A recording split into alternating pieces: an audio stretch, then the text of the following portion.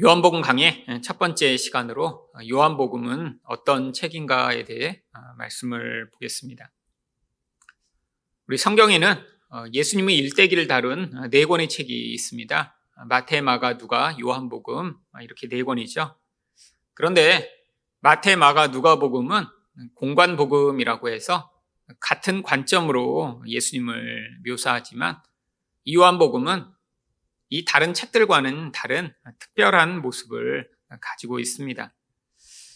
이 요한복음 전체가 어떤 내용인가에 대해 오늘은 이 요한복음의 개관을 살펴보고자 하는데요. 이 요한복음은 어떤 책인가요? 첫 번째로 예수님이 하나님의 아들이심을 보여주는 책입니다. 마태, 마가, 누가복음은 예수님의 역할에 초점을 맞추고 기록하고 있습니다. 마태복음은 예수님이 왕으로서 예수님을 통해 어떻게 하나님 나라가 확장되는지에 대한 그러한 관점으로 기록하고 있죠. 마가복음은 섬기는 종으로 오신 예수님에 대해 기록하고 있습니다. 또한 누가복음은 인간으로 오신 예수님의 긍휼과 사랑을 보여주고자 기록하고 있죠. 다 왕이냐 종이냐 인간이냐 예수님은 어떤 역할에 초점을 맞추어 그것과 관계된 그러한 예수님의 사역과 말씀을 중심으로 기록하고 있지만 이 요한복음만이 예수님의 정체성에 초점을 맞추고 있습니다. 정체성이란 게 무엇인가요? 어떠한 상황에서도 변하지 않는 한 존재의 본질을 이야기합니다. 예수님이 이 땅에 왕으로 오셨지만 그 왕이라는 것은 예수님의 역할이지 정체성이 아니죠. 그런데 예수님이 변하지 않는 이 정체성은 무엇인가요? 바로 예수님이 하나님의 아들이라고 하는 것입니다. 그래서 요한복음 20장 31절에는 오직 이것을 기록함은 너희로 예수께서 하나님의 아들 그리스도이심을 믿게 하려 하며, 바로 요한도 예수님이 하나님의 아들임을 믿게 하기 위해 이 책을 썼다라고 이야기를 합니다. 이 성경책 가운데 책을 기록한 목적을 이렇게 명확하게 기록한 책은 흔치 않은데 요한은 바로 20장 31절에서 아주 명확하게 너희가 바로 이 책을 읽어서 예수님이 하나님의 아들이시며 그리스도이심을 믿게 되도록 내가 이 책을 썼다라고 이야기를 하고 있죠. 여러분, 하나님의 아들이라는 것이 무엇인가요? 바로 그분 자체가 하나님이시라고 하는 것입니다. 아들과 아버지가 물론 인간으로서는 똑같을 수 없죠. 하지만 혈연으로서는 바로 그 아버지의 혈연을 그대로 타고난 것이 아들이겠죠. 더 나아가 하나님은 바로 자신의 아들 예수 그리스도에게 그 하나님의 모든 본질과 속성을 그대로 공유하고 계시기 때문에 바로 예수님이 하나님의 아들이라고 하는 것은 예수님이 하나님 자신이다라고 이야기하는 것과 똑같은 것입니다. 결국 성경에서는 예수님이 하나님이심을 계속해서 그래서 보여주고 있죠. 여러분, 구약에서 하나님은 자신이 어떤 분이신가 자신의 이름을 이렇게 말씀하셨습니다. 출애굽기 3장 14절을 보시면 하나님이 모세에게 이르시되 나는 스스로 있는 자이니라. 바로 이게 하나님이 자기 자신을 계시하신 하나님의 본질입니다. 이 스스로 있다라고 하는 것은 영어로는 그냥 I am이에요. 나는 존재한다. 나는 여전히 현재적 하나님이다라고 하는 이야기죠. 세상의 모든 것은 피조물이고 시간과 공간에 지배를 받기 때문에 변하게 되고 그 온전함을 그대로 유지할 수 없습니다. 근데 하나님만이 그 모든 것들을 초월하신 언제나 현재로 존재하며 하나님의 백성과 함께 하신다라고 하는 뜻이죠. 그런데 바로 예수님이 그 구약에서 계시된 내가 스스로 있다, I am이라고 말씀하신 그 하나님의 자기 계시를 그대로 가지고 오셔서 바로 이 요한복음에서 7번 자신을 I am, 나는 바로 그 구약의 하나님이다라고 소개하고 계신 것입니다. 대표적인 구절이 요한복음 8장 24절입니다. 너희가 만일 내가 그인 줄 믿지 아니하면 너희 죄 가운데서 죽으리라. 한글로는 내가 그이다라고 되어 있는데 영어로는 그냥 I am입니다. 그냥 원문에서 에고 에이미라고 하는 이 헬라어를 써서 나는 존재한다, 나는 나다 라고 말씀하시며 구약에서 하나님이 스스로를 말씀하셨던 그 말씀으로 자기를 소개하고 계신 것이죠. 하나님으로 자신을 계시하시는 이 하나님의 자기 계시가 얼마나 놀라운 능력을 가지고 있는지 요한복음 18장 6절은 예수님이 자신을 하나님으로 계시하실 때 어떤 일이 일어났는지 이렇게 보여주고 있습니다. 예수께서 그들에게 내가 그니라 하실 때 그들이 물러가서 땅에 엎드러지느니라. 예수님을 지금 잡으려고 군대가 왔습니다. 그래서 우리가 찾는 예수가 어딨냐라고 그들이 물 때 예수님이 그들에게 내가 그다, I am이라고 말씀하세요. 근데 이게 바로 하나님이 자기 계십니다. 구약에서 하나님이 I am으로 자신을 계시하시듯이 예수님이 내가 바로 그다라고 말씀하셨더니 어떤 일이 벌어졌나요? 이렇게 하나님의 자기 계시만으로도 예수님을 잡으러 왔던 그 군대가 뒤로 물러가 다 땅에 엎드러지는 이런 놀라운 일이 벌어지죠. 결국 이 모든 사건들은, 이 모든 말씀은 왜 기록된 것인가요? 예수님이 바로 구약의 그 하나님으로 계시된 그분이심을 우리에게 보여주고자 하는 것입니다. 물론 이 I am에 그 다양하고 풍성한 내용이 담겨 있습니다. 그래서 예수님은 자신을 I am으로만 계시하시지 아니하고 이 요한복음에서 특별히 7가지로 자신이 어떠한 하나님의 속성을 우리들에게 베푸시며 또한 함께 하시는지를 보여주고 있는데 바로 요한복음에서 7가지의 I am의 모습이 등장합니다. 첫 번째로 예수님은 자신을 생명의 떡이라고 말씀하십니다. 요한복음 6장 35절을 보시면 예수께서 이르시되 나는 생명의 떡이니 내게 오는 자는 결코 줄이지 아니할 터이요 나를 믿는 자는 영원히 목마르지 아니하리라. I am the bread of life. 내가 생명의 떡이다. 여기서 I am인데 그 I am의 내용이 무엇이냐면 생명을 주는 떡이다라고 하는 것이죠. 여러분, 이 떡은 우리가 먹는 음식을 이야기하는 것이죠. 사람이 음식이 없이 살 수 있나요? 아니에요. 어떤 사람도 먹지 않고는 살 수 없습니다.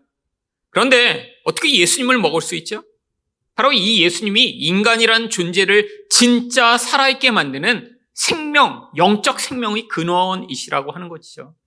바로 구약에서 하나님이 만나와 메추라기를 이스라엘 백성들을 먹이며 그들이 공급자가 되셨던 것처럼 바로 그 실체가 예수 그리스도이심을 스스로 밝히고 계신 것입니다. 또한 요한복음에서 예수님은 자신을 무엇이라고 말씀하시나요? 세상의 빛이라고 말씀하십니다. 요한복음 8장 12절을 보시면 예수께서 또 말씀하여 이르시되 나는 세상의 빛이니 나를 따르는 자는 어둠에 다니지 아니하고 생명의 빛을 얻으리라. 여러분, 이 빛은 무엇을 상징하나요? 어둠을 물러나게 만드는 질서이며 소망이며 행복이며 미래이며 길을 의미합니다. 여러분, 인생이 어둠 가운데 가득하다는 것은 무엇을 의미하나요? 죄 가운데 있으며 슬픔 가운데 있으며 고통 가운데 있으며 저주와 멸망 가운데 있음을 상징하는 것이죠. 결국 예수 그리스도가 아니면 이 죄와 죽음과 멸망으로부터 벗어날 수 없으며 오직 예수를 통해서만 그 생명의 빛으로 나올 수 있음을 말씀하고 계신 것이죠. 또한 예수님은 스스로를 양의 문이라고 말씀하십니다. 요한복음 10장 7절을 보시면 그러므로 예수께서 다시 이르시되 내가 진실로 진실로 너희에게 말하노니 나는 양의 문이라. 고대의 이스라엘 백성들은 이렇게 밤에는 돌담으로 쌓은 이런 양의 우리에 양들을 다 집어넣고 목자가 그 문 앞에서 지키는 경우가 많이 있었습니다. 밤에 이렇게 양들을 이런 양의 우리에 집어넣지 않으면 들짐승들이 와서 이 양들을 다 잡아먹거나 해왔기 때문이죠. 예수님이 양의 문이라고 하는 것은 무엇인가요? 예수님을 통하지 않고는 바로 이 양이라고 하는 우리들을 아무도 공격하거나 해할 수 없다라는 것을 이야기하는 것입니다. 결국 예수님이 하나님의 백성의 보호자며 인도자가 된다라고 하는 것이죠. 바로 구약 성경에서 끊임없이 하나님이 하나님 백성을 인도하시고 하나님 백성을 보호하신다라고 말씀하신 바로 그 모습을 예수님이 이렇게 나는 양의 문이다라는 비유로 표현하고 계신 것입니다. 또한 예수님은 선한 목자가 되신다고 말씀하세요. 요한복음 10장 11절입니다. 나는 선한 목자라 선한 목자는 양들을 위하여 목숨을 버리거니와.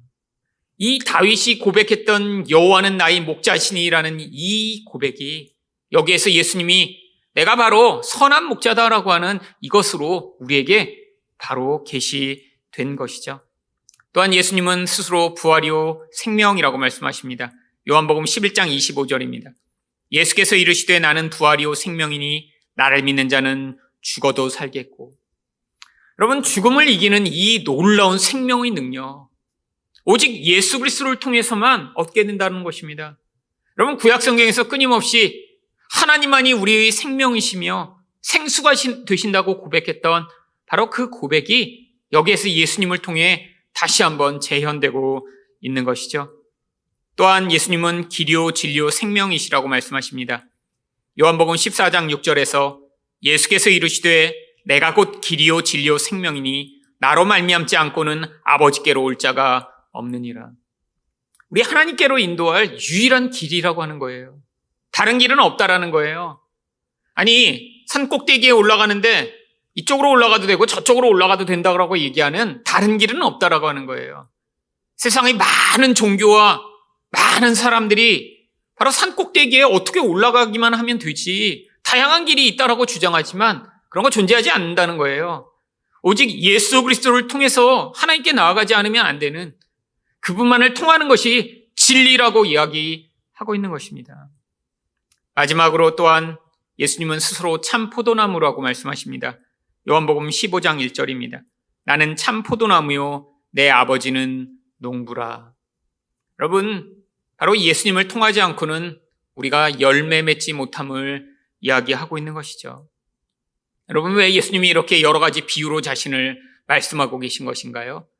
바로 이 모든 비유들이 구약 성경에서 하나님이 어떤 분이신가를 묘사하던 비유들이었습니다. 우리 하나님이 하나님 백성의 공급자이며 생명의 근원이시며 인도자시며 보호자시며 은혜를 베푸는 분이시며 함께 하시는 하나님이심을 보여주셨는데 바로 그 예수님이 그 하나님이 되셔서 이 땅에 오셔서 우리 생명이 되시며 우리 인도자가 되시며 보호자가 되시며 우리가 함께하는 분이심을 이야기하고 있는 것이죠. 여러분, 이 요한복음을 통해 이 예수님이 어떤 분이신가 우리는 배워야 합니다. 옛날에 살았던 어떤 그냥 위대한 한 분이 아니라 하나님이 직접 이 땅에 우리를 인도하고 구원하고 함께하시고 우리 어둠을 물러가게 하시기 위해 오셨음을 우리가 믿을 때 바로 우리 어둠을 물러가게 하기 위해 몸부림치는 인생으로부터 자유를 얻게 되고 생명을 얻고 기쁨을 얻기 위해 몸부림치며 살아가는 이 인생에서 자유를 얻게 되는 그 은혜를 경험할 수 있는 것입니다. 두 번째로 요한복음은 어떤 책인가요? 예수님이 메시아임을 증거하는 책입니다. 복음서 가운데 이 예수님이 메시아시다라고 고백하고 있는 책은 요한복음이 유일합니다. 마태, 마가, 누가복음에서는 이 메시아라고 하는 단어가 아예 나오지를 않고 있어요. 메시아라고 이 요한복음만 설명을 하고 있는데 바로 요한복음 1장 41절을 보시면 안드레가 예수님을 이렇게 소개합니다.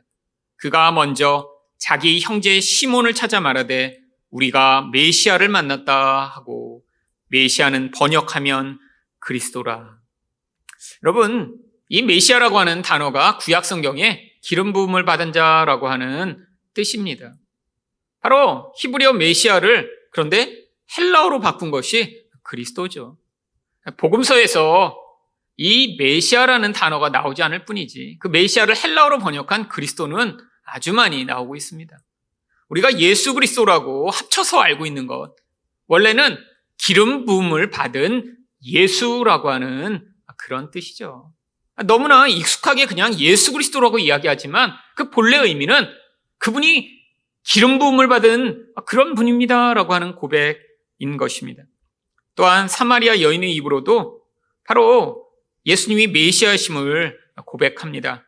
요한복음 4장 25절과 26절을 보시면 여자가 이르되 메시아 곧 그리스도라 하는 이가 오실 줄을 내가 아노니 그가 오시면 모든 것을 우리에게 알려주시리이다. 예수께서 이르시되 내게 말하는 내가 그라 하시니라. 그러면 이 사마리아 여인은 자신의 이 깊은 영적 갈망을 해결할 분을 기다리고 있었어요. 여러분, 끊임없이 남자를 바꾸어가며 자기의 욕망을 해결할 존재를 찾았는데 찾지 못했기 때문이죠. 깊은 영적 갈망으로 말미암는 이 반복되는 그런 삶을 통해 그녀가 결론에 도달한 것은 무엇이냐면 이 세상에 나를 채워주고 나를 기쁘게 하고 나에게 만족을 가져올 대상이 없다라는 사실을 깨닫게 된 것이죠. 그 절망의 끝에서 그가 발견한 것이 무엇인가요? 바로 메시아라고 하는 구약 성경이 약속하고 있는 그 그리스도라는 분이 오시면 그제서야 나의 문제가 해결되겠구나라는 사실을 발견한 것입니다. 이런 소망을 이야기했을 때 예수님이 뭐라고 하시나요? 바로 내가 그다. 내가 구약이 약속하던 바로 그다. 내가 너희 그 갈망을 채워줄 수 있다. 바로 내가 너희 갈망을 채워주기 위해 이 자리에 온 것이다 라고 말씀하고 계신 것이죠. 여러분, 구약이 이 메시아, 이 그리스도가 오면 어떤 일이 일어날 것이라고 예언을 했나요? 바로 구약에 이런 기름 부음 받은 그런 사람들이 어떠한 역할들을 했는지를 보여주면서 바로 예수님이 오시면 구약 성경에서 이렇게 기름 부음 받은 자가 하나님 백성을 위해 했던 이런 일들을 예수님이 하실 것이다라는 사실을 미리 모용하였던 것입니다. 바로 구약 성경에서 제사장들이 기름 부음을 받아 제사장이 되었죠. 출애굽기 40장 13절을 보시면 아론에게 거룩한 옷을 입히고 그에게 기름을 부어 거룩하게 하여 그가 내게 제사장의 직분을 행하게 하라. 여러분, 제사장은 어떤 존재입니까? 죄를 지은 하나님 백성들을 대표하여 하나님 앞에 나아가 그들을 위해 희생제물을 바치며 그들의 죄의 사함을 하나님께 중보하던 자입니다. 결국 기름 부음 받은 자가 존재하지 않으면 이런 죄 문제를 받을 수 없으며 또한 하나님 앞에 중보할 자가 없다라는 것이죠.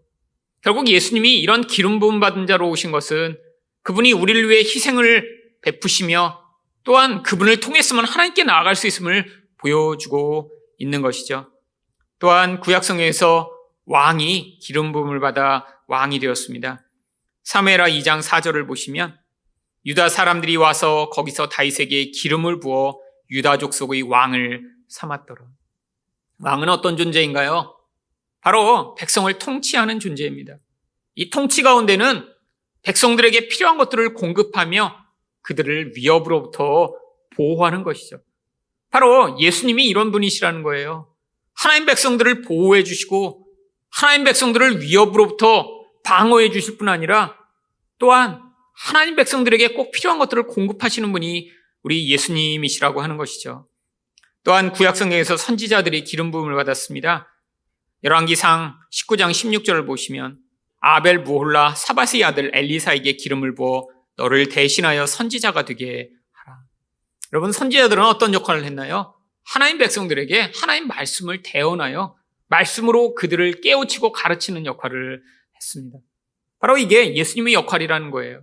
메시아의 역할이라는 거예요. 여러분, 바로 예수님이 이 땅에 그 역할로 오셨습니다. 예수님이 없이는 우리는 죄 문제를 해결받을 수 없어요. 예수님이 없이는 하나님 백성이 제대로 통치받지 못해 결국 필요한 것을 공급받지도 외적으로부터 그 공격을 방어할 수도 없는 존재입니다. 바로 이런 메시아가 없이는 하나님 백성이 하나님 말씀의 인도를 받을 수 없는 그런 상황이라는 거예요. 예수님이 바로 하나님 백성을 이렇게 인도하시고 함께 하시는 분이 되심을 보여주고자 그 예수님을 우리는 그리스도라고 부르는 것입니다. 요한복음은 바로 예수님이 그런 역할로 이 땅에 오셨음을 보여주고자 기록했습니다. 여러분, 요한복음 전체는 내용상 크게 두 부분으로 나뉩니다. 2장부터 12장까지는 표적의 책이라고 해서 그 안에 7가지의 표적이 나옵니다. 또한 13장에서 20장까지는 영광의 책이라고 해서 그 안에는 예수님이 어떻게 영광을 받으셨는지를 기록하고 있죠. 표적과 영광, 이게 바로 메시아의 증거라는 거예요. 그럼 표적이라는 건 단순히 기적이 아닙니다. 어떠한 실체를 보여주기 위한 그림이라는 거예요. 이런 7가지 이런 표적을 기록한 이유가 예수님이 바로 구약이 약속하던 메시아이심을 우리에게 증거하고자 여러 가지 그런 기적들 가운데 그것들을 가장 잘 보여줄 수 있는 그런 기적을 뽑아 표적으로 이야기한 것이죠. 바로 예수님이 가나의 물을 포도주로 바꾼 표적, 신하의 아들을 고쳐주신 표적, 베데스다 목가에 있던 38년 된 병자를 고쳐주신 표적, 5,000명을 먹이신 표적, 무리를 걸으신 표적, 눈먼 자를 치유하신 표적, 나사로를 살리신 표적. 7가지가 다 예수님이 바로 구약이 이야기하던 그 메시아이심을 보여주는 것입니다. 그래서 이 7가지의 표적들은 바로 구약의 엘리야와 엘리사가 행했던 기적들과 아주 유사합니다. 엘리야와 엘리사가 왜 기적들을 행했나요? 바로 하나님의 기름 부음 받은 자가 하나님 백성들을 공급하고 우상으로부터 그들을 자유케 하며 그들에게 기적을 베풀어 하나님의 권능이 무엇인가를 보여주는 역할을 했는데, 이게 바로 앞으로 오실 메시아이신 그리스도가 어떤 분이신가를 보여주던 그림이었죠. 바로 요한은 이 표적들을 통해 구약에서 너희가 기대하였던 그 메시아가 바로 이분이시다라는 사실을 기록하고 있는 것입니다. 그럼 영광의 책에서는 어떻게 예수님이 메시아이심을 보여주나요? 여러분, 영광이라고 하면 우리가 무엇인가 잘했을 때, 1등을 하거나 골을 넣었을 때 하나님께 영광을 돌린다라고 생각을 하죠. 이것은 사람들이 흔히 생각하는 세상의 영광입니다. 성공하거나 뭐가 잘 됐거나 남들 앞에 삐까뻔쩍하게 자랑할 만한 그런 모습을 가질 때 그게 마치 영광이라고 생각하죠. 근데 성경이 이야기하는 영광은 그게 아니라는 거예요. 그래서 바로 예수님이 이 사람들이 생각하는 영광이 아니라 하나님의 영광을 보여주시는 이런 아주 특별한 방법으로 영광을 드러내셨기 때문에 성경에서 이렇게 길게 그 예수님의 영광이 어떻게 드러나는지를 기록하고 있는 것입니다. 바로 이 영광이란 것은 하나님의 본질적 성품과 아름다움이 드러날 때 나타나는 그 찬란함을 이야기해요.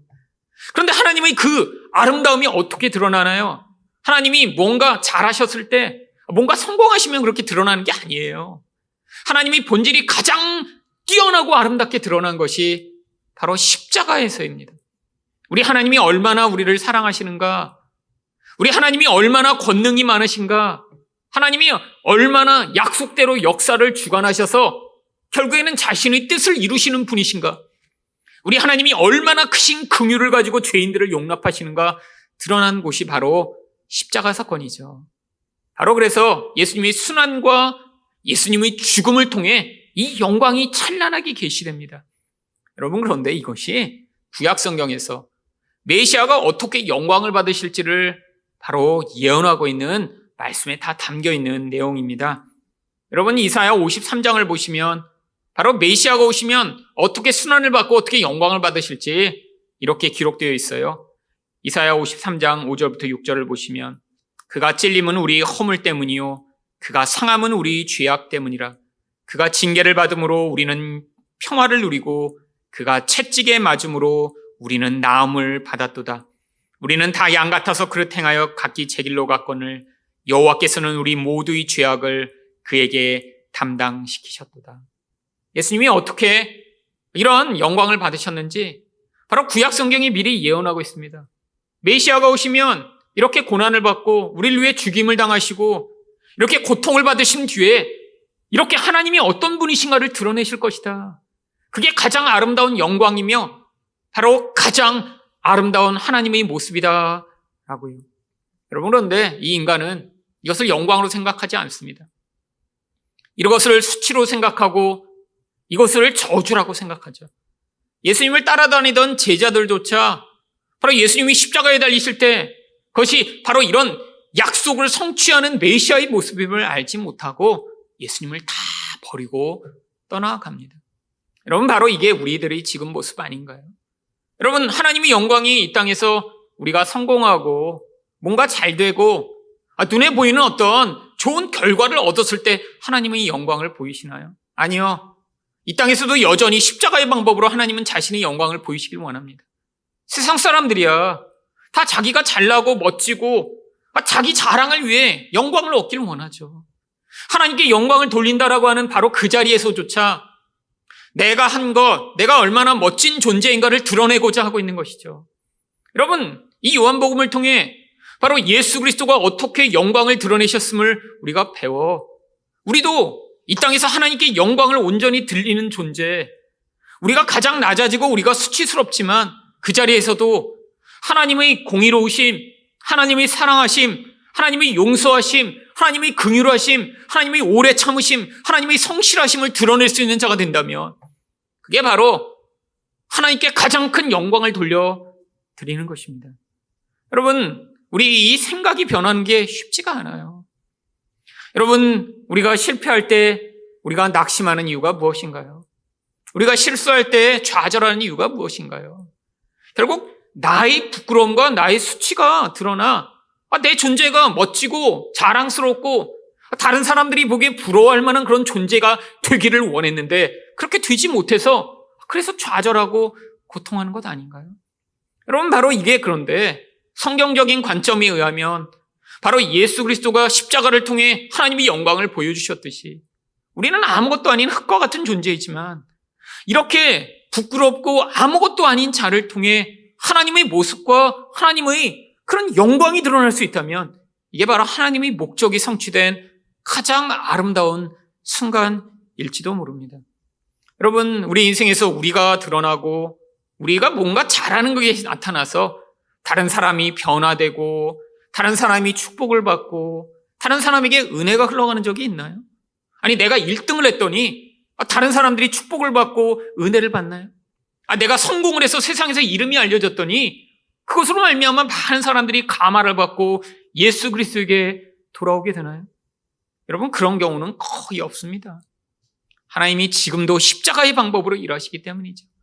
우리를 예수와 같은 자로 부르신 목적 중에 하나가 우리가 예수를 밟고 일어나, 예수는 수치당하고 죽임을 당하셨지만 우리는 이 땅에서 영광을 얻고 이 땅에서 더 크고 멋진 자가 되도록 만드시는 것이 아니라 이렇게 실패하고 넘어지고 부끄럽고 흠이 많은 우리들을 통해서도 하나님의 성품이 드러나고 하나님 나라가 확장되는 이 놀라운 일을 통해 어떻게 메시아를 통해 영광이 드러나듯 우리들을 통해서도 하나님의 영광이 드러남을 보여주시고자 하는 것입니다. 마지막으로 요한복음은 어떤 책인가요? 예수님이 생명을 주심을 소개하는 책입니다. 여러분, 요한복음 20장 30절과 31절에서 아주 명확하게 자신이 왜 이 책을 썼는지를 이렇게 기록합니다. 예수께서 제자들 앞에서 이 책에 기록되지 아니한 다른 표적도 많이 행하셨으나 오직 이것을 기록함은 너희로 예수께서 하나님의 아들 그리스도이심을 믿게 하려 하며 또 너희로 믿고 그 이름을 힘입어 생명을 얻게 하려 함이라. 여러분, 예수님이 기적을 7가지만 행하셨나요? 아니에요. 엄청나게 많이 행하셨습니다. 근데 왜 이 기적들만을 기록했다고요? 예수님이 하나님의 아들임을 믿도록이요. 그분이 기름 부음을 받은 바로 그분이심을 믿도록이요. 그 결과가 무엇이라고요? 우리가 생명을 얻도록 하기 위함이라고 하는 것이죠. 여러분, 생명이 무엇인가요? 생명은 바로 요한복음 1장 4절에서 그 안에 생명이 있었으니 이 생명은 사람들의 빛이다라고 이야기합니다. 여러분, 도대체 빛이 무엇인가요? 성경에 이야기하는 빛은 질서이며 온전함이며 저주와 반대되는 것이며 사람들을 충만하게 채우는 것이며 하나님께로 인도하는 길을 이야기하는 것입니다. 여러분, 바로 이 어둠으로부터 우리를 온전케 하는 것이 생명이라고 하는 것입니다. 여러분, 그래서 이 생명을 우리에게 충만하게 하나님이 주시고자 예수 그리스도를 주셨다고 요한복음 3장 16절은 이렇게 이야기합니다. 하나님이 세상을 이처럼 사랑하사 독생자를 주셨으니 이는 그를 믿는 자마다 멸망하지 않고 영생을 얻게 하려 하심이라. 죄의 결국은 죽음이며 멸망입니다. 바로 이 죄의 길로부터 우리를 돌이켜 하나님의 길, 생명과 은혜의 길로 돌이키시는 분, 그 유일한 길이 예수 그리스도라고 하는 것이죠. 여러분, 그러면 이렇게 죄에서 돌이켜 아니, 영생하게 된다는 이 영생은 그냥 영원히 사는 것인가요? 많은 사람들이 이렇게 착각을 합니다. 천국에 가면 그냥 아무것도 안 하고 그냥 찬양만 하고 영원히 살게 되는 건가? 뭔가 맛있는 것을 먹으며 영원히 사는 건가?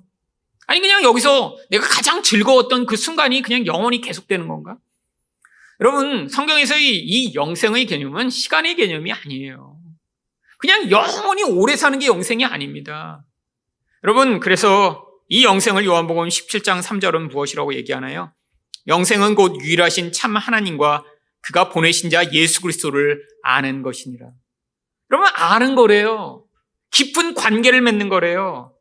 영생이라는 것은 하나님과 예수님과 아주 깊은 관계를 맺어 그 관계 가운데 하나님의 생명과 사랑이 우리 안에 충만히 흘러 들어오며 우리 또한 사랑과 생명으로 다른 사람들에게 반응하고 하나님께 반응하는 그 상태, 서로서로 깊은 사랑 가운데 연합되어 서로 가장 좋은 생명을 나누는 바로 그 상태, 그게 바로 성경이 이야기하는 영생인 것입니다. 그냥 오래 사는 게 아니에요. 그냥 죽음만 없는 상태가 아니에요. 가장 깊은 관계로 가장 행복하고 만족한 상태, 그 상태가 바로 관계가 가장 깊어 연합되었을 상태죠. 여러분, 인생에서는 경험할 수 없는 상태입니다. 아니, 짧게 아주 가끔 연애할 때 누군가를 깊이 사랑한다고 느끼는 그 순간에 잠깐 감정적으로만 경험할 수 있는 그런 상황이죠. 인생은 근원 안에 자기 이기심이라는 죄성이 표출되는 모습을 가지고 있기 때문에 깊이 다가가면 다가갈수록 서로 안에 있는 그 깊은 이기성으로 말미암는 고통으로 결국에는 그 깊은 만족과 기쁨을 계속해서 유지할 수가 없습니다. 아무리 사랑하는 사람이라고 해도 다 자기 주장, 자기 뜻, 다 자기가 원하는 것이 있기 때문에 자기가 완전히 포기되지 않은 그런 인간은 그 온전한 만족과 기쁨을 서로 영원히 누릴 수가 없죠. 근데 우리가 그렇게 예수 그리스도로 말미암아 죄에서 완전히 벗어나 우리 안에 있는 이 깊은 이기성을 벗어나게 되면, 그렇게 이기성이 벗어나고 죄가 없는 존재가 함께 만나게 될 때, 그때 그 온전한 사랑의 기쁨이 우리 안에 충만하며 연합된 존재가 누리는 그 놀라운 은혜가 우리 안에 가득하게 된 것입니다. 무엇보다 우리 하나님과 예수님은 우리가 영원히 그분을 알고 배우고 경험해도 한이 없는 그 무한한 선함과 무한하신 온전함을 가지고 계신 분이시기 때문에 우리가 그분을 영원히 알아가며 깊은 관계를 맺는 것이 우리의 영원한 행복이며 축복이 되는 것이죠. 여러분, 이 요한복음이 이렇게 예수 그리스도가 어떤 분이신가를 소개하고 있는데, 그렇다면 우리는 이 요한복음을 배우며 무엇을 배워야 할까요? 첫 번째로 이 예수님이 누구신지 우리가 바로 알아야, 그래야 우리가 깊은 믿음을 가지고 그분과 사랑의 관계를 맺을 수 있습니다. 여러분, 예수님이 하나님이시고 예수님이 메시아가 되시고 예수님을 통해서만 생명을 얻을 수 있음을 우리가 알아야, 그래야 그 예수님을 더욱 사랑하고 더욱 깊이 의존하고 그분과 관계를 맺을 수 있죠. 저는 이 요한복음을 앞으로 들으시는 여러분이 이 요한복음 말씀을 들으시며 우리 예수님을 더욱 깊이 사랑하게 되기를 축원드립니다. 또한 예수님을 더 깊이 의존하고 믿게 되는 여러분이 되시기를 축원드립니다. 그래서 요한복음을 알고 배우기 전보다 이 요한복음을 배우고 났더니, 와, 우리 예수님이 이렇게 좋은 하나님이시구나. 우리 예수님이 이렇게 나의 삶에 역사하시는 그리스도가 되시는구나. 우리 예수님만이 나의 유일한 생명이시구나라는 사실을 깨달아 그분을 더 깊이 사랑하고 의존하는 여러분이 되시기를 원합니다. 여러분, 그래서 요한복음 16장 27절에는 이는 너희가 나를 사랑하고 또 내가 하나님께로부터 온 줄 믿었으므로 아버지께서 친히 너희를 사랑하심이라. 여러분, 이 온전한 사랑의 관계, 이것이 바로 요한복음을 통해 여러분의 인생 가운데 찾아오게 되기를 축원드립니다. 여러분, 사랑만 하면 되나요? 아니요. 여러분, 사랑을 하면 반드시 그 사랑하는 사람에게 요구되는 것이 있습니다. 여러분, 사랑한다는 건 결국 바로 다른 존재와 하나 된다는 거예요. 하나 돼 뜻이 하나 된다는 거예요. 상대방의 모든 것을 내가 받아들인다는 것입니다. 바로 예수님을 우리가 더 사랑한다는 건, 그래서 그 예수님과 우리가 뜻이 하나 돼 그분의 말씀과 뜻을 따라 살기를 원하는 자가 되는 거예요. 여러분, 그래서 우리가 예수님을 더 사랑하게 되면 반드시 어떤 결과가 나타나야 될까요? 바로 그 예수님의 말씀에 순종하는 자가 되게 되어 있습니다. 그래서 요한복음 14장 21절을 보시면 나의 계명을 지키는 자라야 나를 사랑하는 자니 나를 사랑하는 자는 내 아버지께 사랑을 받을 것이요 나도 그를 사랑하여 그에게 나를 나타내리라. 아니, 예수님을 사랑한다고 이야기는 하고 나는 예수님을 사랑해, 무엇보다 사랑해 라고 하는데 예수님의 말대로 하지 않아요. 예수님이 뭘 원하시는지 관심이 없어요. 예수님이 기뻐하시는 것 행하지 않아요. 그렇다면 이 사람은 사랑하지 않는 것입니다. 말로만 사랑하는 거죠. 여러분, 집에서 배우자가 있는데 난 당신만 사랑해 라고 하는데 배우자에게 아무런 관심이 없어요. 배우자가 뭘 원하는지 전혀 생각하지 않아요. 배우자가 좋아하는 게 있는데 늘 반대되는 행동을 해요. 그렇다면 상대방이 그것을 사랑이라고 여길까요? 아닙니다. 여러분, 사랑한다는 건 연합된 것이고 함께하는 거예요. 상대방처럼 되는 거예요. 그래서 상대방의 것을 나의 것으로 받아들이는 것입니다. 근데 인간은 불가능합니다. 인간은 서로의 뜻과 생각이 다 다른데 자기 것을 완전히 버리는 것이 불가능해요. 여러분, 근데 우리가 예수님을 사랑하면 그분은 온전하신 분이시기 때문에 그 자리로 가야 합니다.